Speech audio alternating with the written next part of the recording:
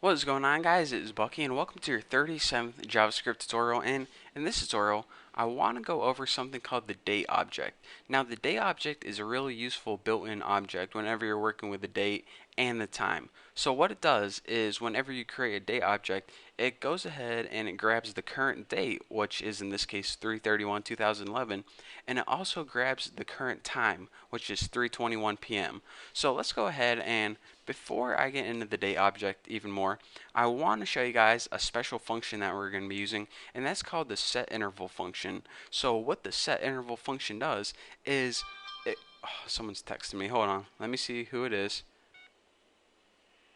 Some girl's macking on me. Sorry, girl, you're going to have to wait. I'm doing a tutorial.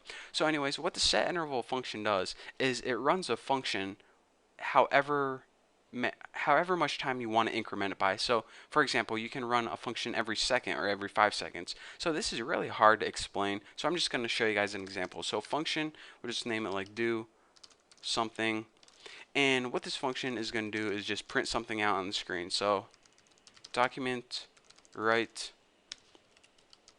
and just go ahead and write like tuna on the screen or something, tune key, who the heck cares. So set interval takes two parameters. The first parameter it takes is what function do you want to run? Well, I'm just going to run that do something and make sure, there we go, it's the right one.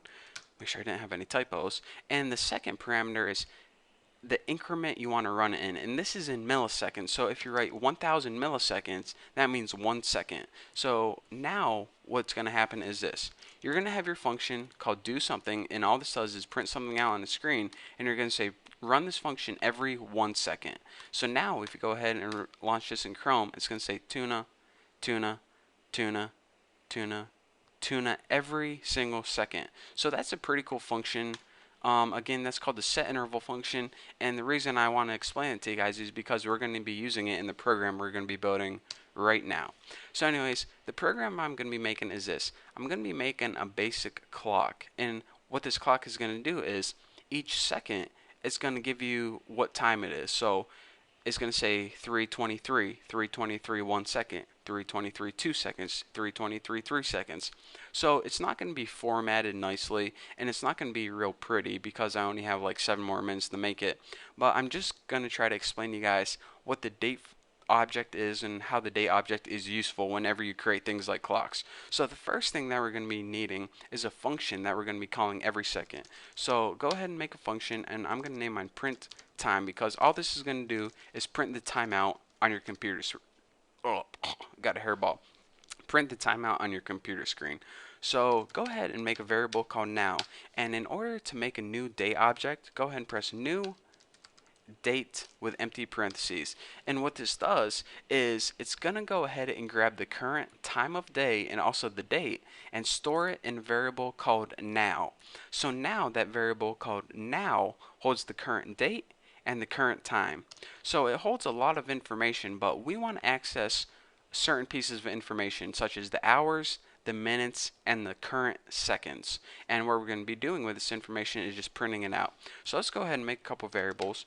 Variables hours is going to be equal to now, which is the date object, and the method to get the hours in that date object is get hours. So for example, right now, like I said, it's 3:24 p.m.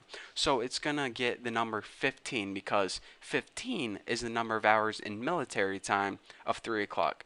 The reason it doesn't grab 3 even though it's 3:24 p.m.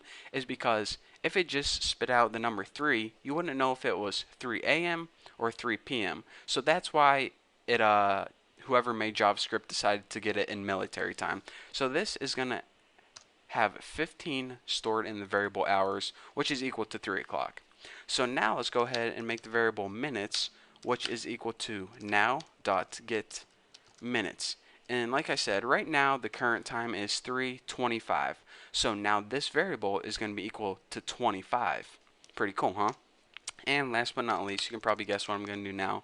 Variable seconds equals now get seconds. So this is the number that's going to be changing on our screen every time. It's going to be like 15, 16, 17, 18. And it's going to print out a new second every time, since every second it's going to be grabbing all that information and the seconds is going to be changing every time we print it out. So basically all these variables are grabbing the current hours, the current minutes, and the current seconds. Simple enough. So now all we have to do is print it out on the screen. So document dot write, and let me just go ahead and write it in a hours plus colon plus mins plus colon plus seconds, and after seconds I'm just going to add a line break, because what we could do is make this appear on the same line, but I'm just going to make the new time appear on the new line every time, since I don't have that much time to make a pretty looking alarm clock. So I think this is good. So what this is going to do is it's going to print out 15, 26, 30, 15, 26, 31, 15, 26, 32, so on and so forth. So let's go ahead and check it out.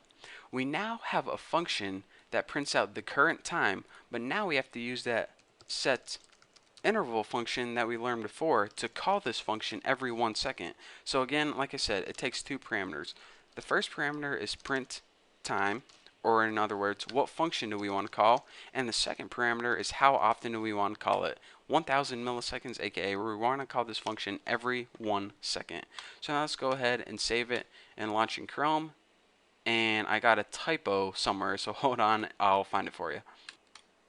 Alright guys, I found my error. I accidentally typed get menus instead of get minutes. So now that I threw the T in there, it actually should work now. So let's go ahead and launch in Chrome. There we go. 15, 29, 49, 50, 51, 52, 53, 54. So every second it calls that function. And again, like I said, I could have formatted this nicely so it maybe would have said 3 o'clock instead of military time, and maybe I could have put it on the same line of having it instead of having it appear on a different line every time. But hey, I only have like 10 minutes to make these tutorials, so that's what you get. So basically what I want to show you guys in this tutorial is we can use the set interval function, which is a built-in function in JavaScript, to call one of our functions in a certain time increment, in this case every second. So in this example, every second it called our function print time, and all print time does is it uses that date object to store the current time of day in the variable now. And what we did is there are a bunch of different informations in that object. 3 of them are get hours, get minutes, and get seconds. We use those pieces of information to make a very simple clock on our website. Again, the date object has a lot of different methods that are associated with it. If I went through all the methods, then it would take an awful lot of time, and I don't have that much time in these tutorials. It will take like 20 tutorials to teach you guys of all the different methods, but if you want to learn those methods, go to the JavaScript website, whatever the heck it is, and you can check them out. But anyways, whenever you're working with dates, such as building a calendar, or times, such as building an alarm clock, this is the object that you need to use, and this is how you create it right here. So hopefully you guys learn the concepts of set interval and also how to use the date object for something in a kind of useful program. So for now, that's all I have for you guys. So thank you guys for watching. Don't forget to subscribe, and I'll see you guys in the next video.